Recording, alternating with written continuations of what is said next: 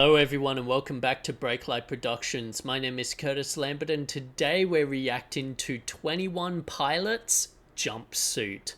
Now this was one of 3 music videos recommended to me of 21 Pilots.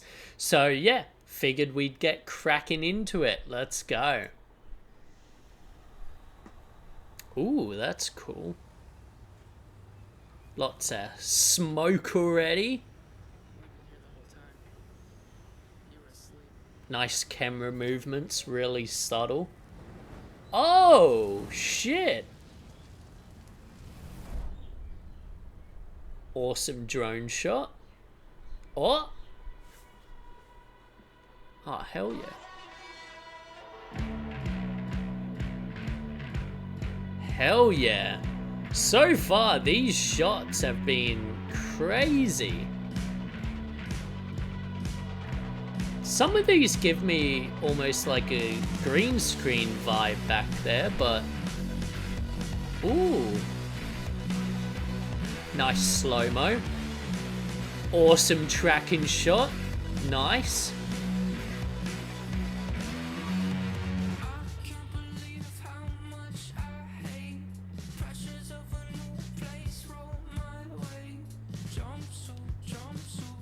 Nice, like, depth of field there, really nice. Yeah, some of those feel green screen. That fire is awesome.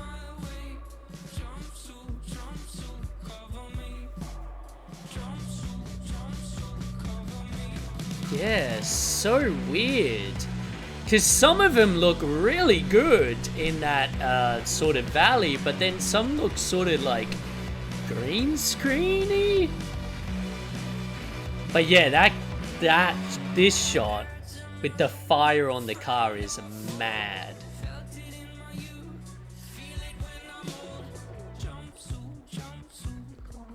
Really creepy fire. Ooh, nice flare.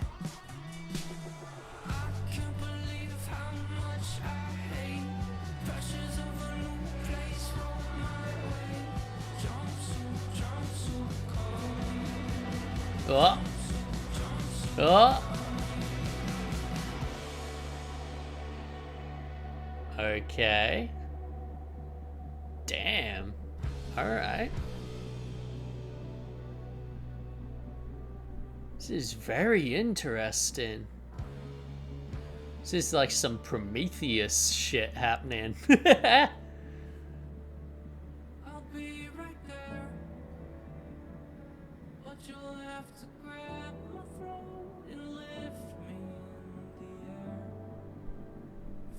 That was a very nice, like, dolly tracking shot with a zoom out. Very clean. May not have been on a dolly, but still, yeah, tracking shot at least.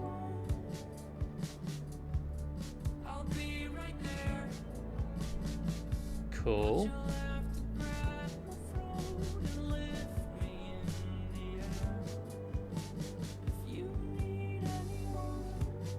Oh, damn. That's sort of creepy.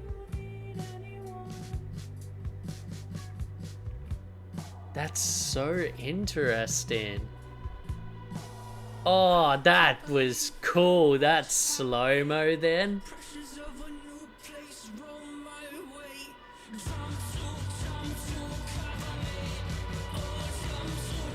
Oh shit, what's he? Oh.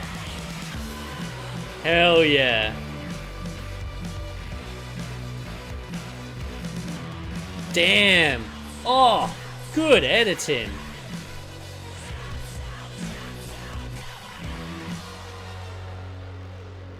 Oh, damn.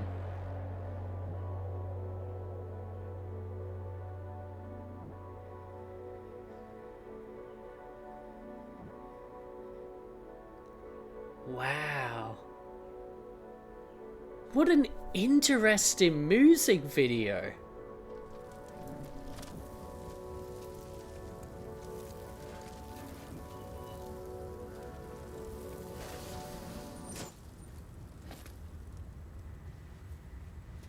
And then he puts on the jumpsuit, I would presume.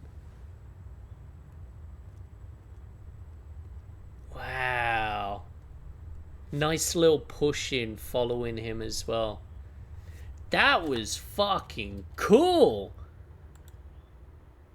What the hell? That was awesome. Oh my god. Okay, well, fuck me. Okay. Yeah, so I didn't know 21 Pilots going into this. I'm not familiar with their music videos, etc. If they're like this, whoo, we're gonna break some shit down. So, let's start off. So, I just want to start on this opening shot of the destroyed car. First thing first, we are filming on spherical. At least I get that vibe because you can see in the trees that are on the side there, there's a bit of like warping of like in a circular way. And I don't feel like it's that like fish eye. So that could indicate a spherical lens. I won't go into the difference between spherical and like anamorphic lenses and all of that. That's a future video. But yeah, so I feel like this is a sphero. Could be wrong on that, but it has the vibe of one.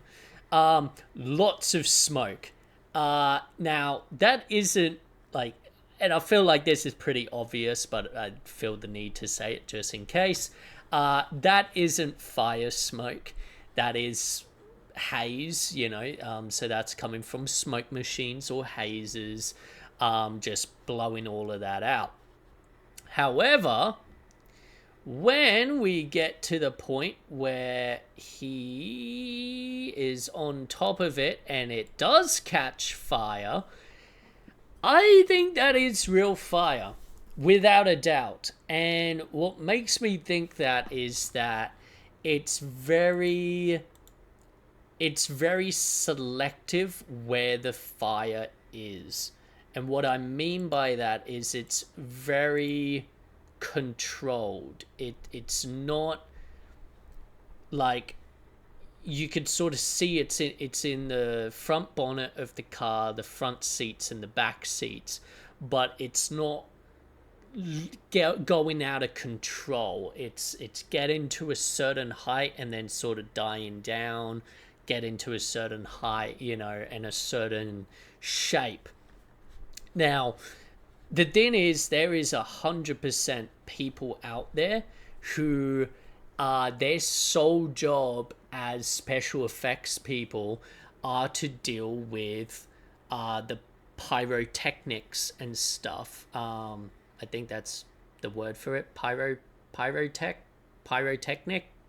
something like that. But basically, like, their whole job on a film set is managing like anything that has explosive or like fire related stuff on there. On big blockbuster films, especially something like an action film, you'll usually have a whole team of those guys, and they're very good, and usually, if they're obviously good ones, very safe with how they do things. I worked on a job it was an advert for the Navy, and it was basically, they were replicating a scene, or I shouldn't say replicating, they were making a scene where it was about, natural disaster rescue and how the Navy can help with that. So it was meant to be this massive bushfire that's, affecting an island, and all of the people are like rushing to the beach, and the Navy shows up in all their ships and stuff, and it's like, we're here to save the day and helping people get on their boats to safety and stuff. It was really fucking cool. Like, there was so many Navy personnel, so many extras, etc. But what they did to have the bushfire was, I thought it was just going to be a few, lights flickering in the distance or whatever. No, like they actually, like they had heaps of smoke machines that would just basically, because we're outdoors on a beach, they were just pumping smoke out, like the biggest smoke machines you've ever seen, just blasting it out. They were also had these giant fans that they threw these like fake charcoal, like it's a dissolvable charcoal so that it's environment friendly. And they would just, there was one guy constantly throwing bags of it into the fan so it would blow out and be like ashes and stuff like coming down in the wind.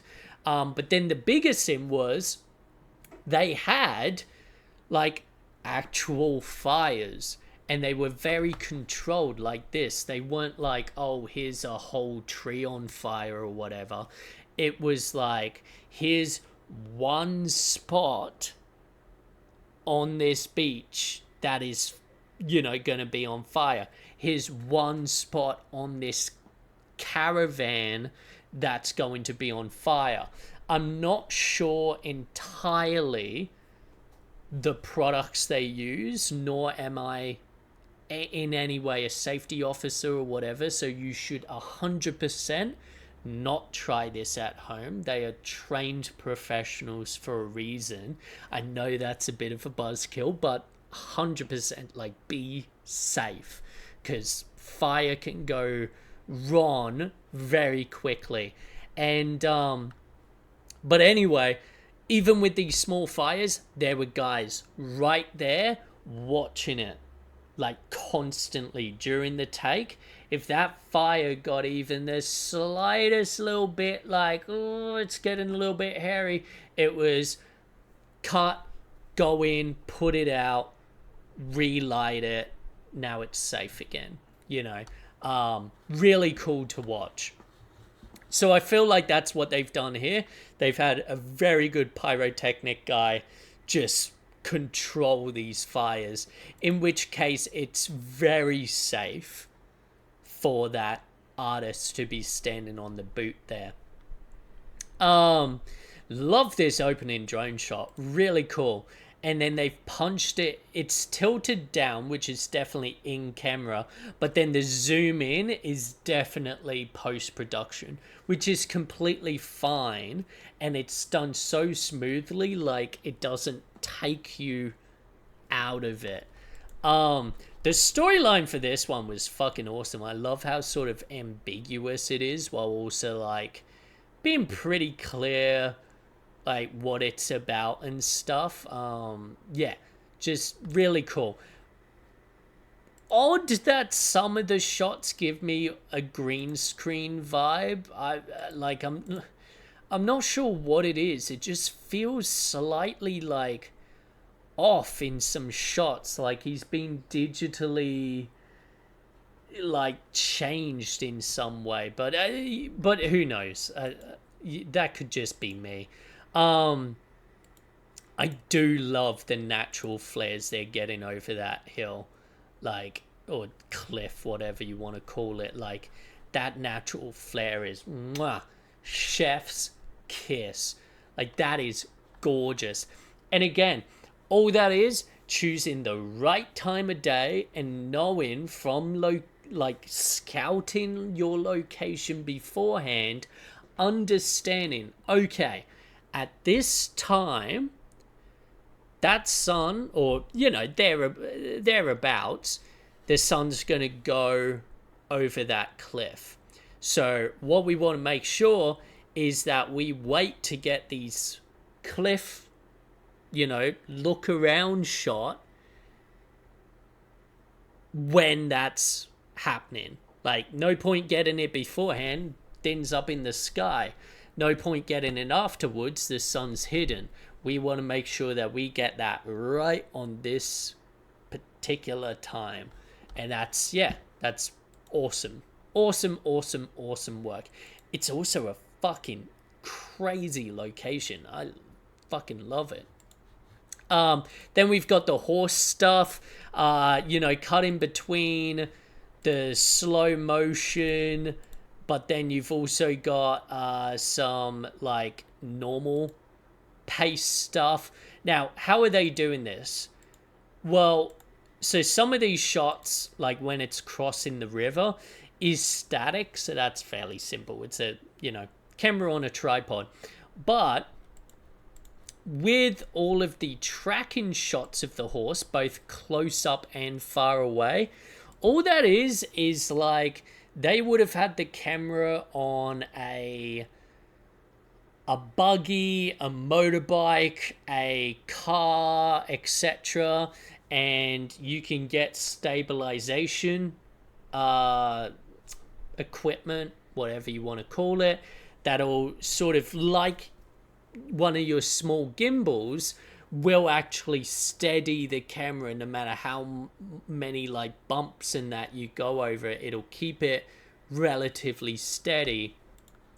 And so that's how they would be getting that stuff. It's super cool. And the thing is, like, it can't be understated. Whenever you see an animal these days, whenever you see an animal in a film or a music video, they had to hire that animal. They had to, like, not only hire the animal, but hire the animal's handler as well. Now, their handler might be the guy riding it as well, because, they're not really acting. They just sort of show up, look creepy and this, that, and the other. But it's still, like, the amount of effort just to, like, get this is insane.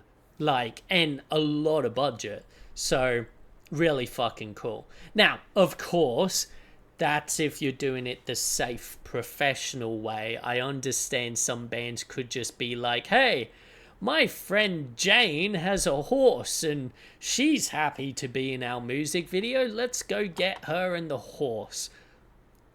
Viable, but this is where, like, you've always got to weigh up the options of if something goes wrong, how protected are you?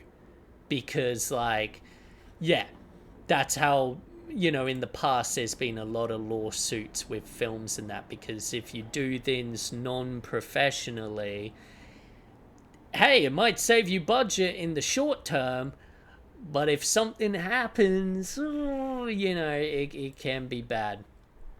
Love the depth of field on a lot of the shots of him walking through this canyon.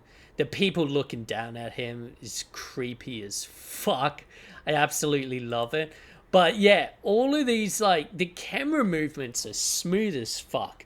Like, this was at least on a gimbal, if not a full-blown Steadicam, because it is smooth. I feel like, personally, it would have been on a Steadicam. And a Steadicam's basically like this stabilization arm that you sort of have a vest that it's connected to, and it allows you to really float the camera around and